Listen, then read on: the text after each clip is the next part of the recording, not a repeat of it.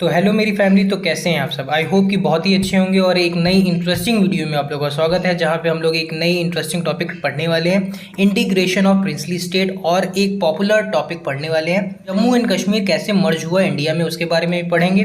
So without wasting time let's start the video.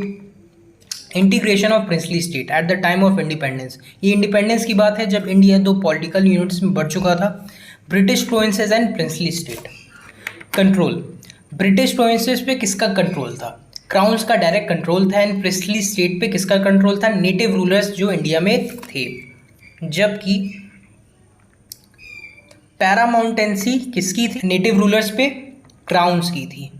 तब आप लोग ये भी बोल सकते हैं कि इनडायरेक्ट कंट्रोल क्राउन्स का था। ठीक है, अब देखिए इंडियन इंडिपेंडेंस एक्ट 1947 में कुछ इंटरेस्टिंग चीज़ सामने आई प्रिंसली स्टेट को लेकर। ये तब की बात है जब इंडिया और पाकिस्तान का बंटवारा हो चुका था, इंडिया एक इंडिपेंडेंट नेशन की ओर बढ़ रहा था, ब्रिटिश राज खत्म होने को आया था। देखिए प्रिंसली स्टेट को लेकर ईस्ट इंडिया कंपनी ने ये कहा कि या फिर आप इंडिया में मिल जाइए, या फिर आप पाकिस्तान में मिल जाइए, या फिर आप थर्ड बिकम इंडिपेंडेंट नेशन आप डिक्लेयर कर सकते हैं। उसमें आप कोई मतलब कि कोई भी बीच में आप लोग के नहीं आएगा। ठीक है, तो तब मैं बताना चाहूँगा 552 प्रिंसली स्टेट होते थे।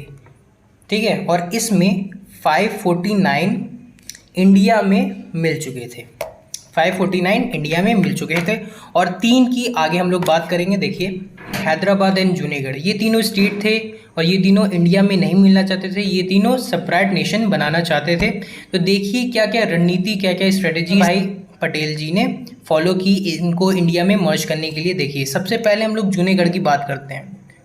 तो यहाँ की पॉपुलेशन से ये पूछा गया, आप इंडिया में मिलना चाहते हैं या फिर आप एक इंडिपेंडेंट नेशन चाहते हैं? तो वहाँ की मोस्ट ऑफ द पॉपुलेशन ने ये बोला कि मैं इंडिया में मिलना चाहता हूँ।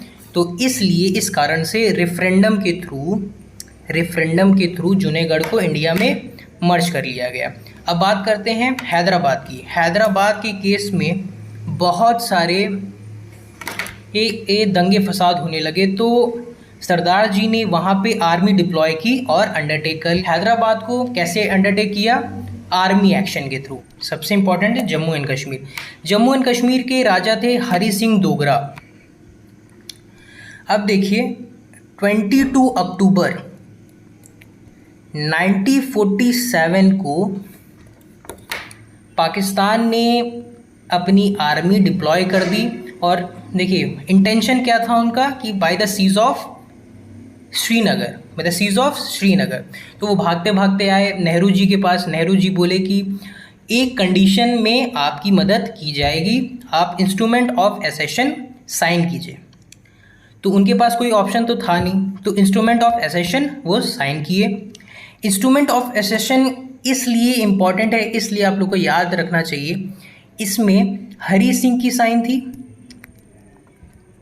ठीक है, और माउंट बैटन की साइन थी। देखिए हरि सिंह की साइन थी और माउंट बैटन की साइन थी। और माउंट बैटन आपको पता रहना चाहिए first governor general of India थे, ऑफ फ्री इंडिया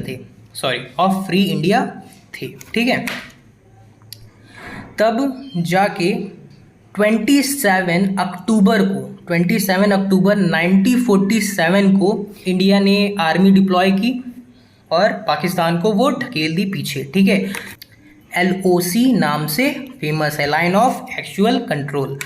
मुझे लगता है यहाँ तक आप लोगों को क्लियर होगा। नहीं क्लियर होगा तो आप लोग कमेंट बॉक्स में कमेंट कर सकते हैं, मैं फिर से समझा दूंगा। एंड तब तक के लिए बाय बाय, नेक्स्ट वीडियो में मिलेंगे।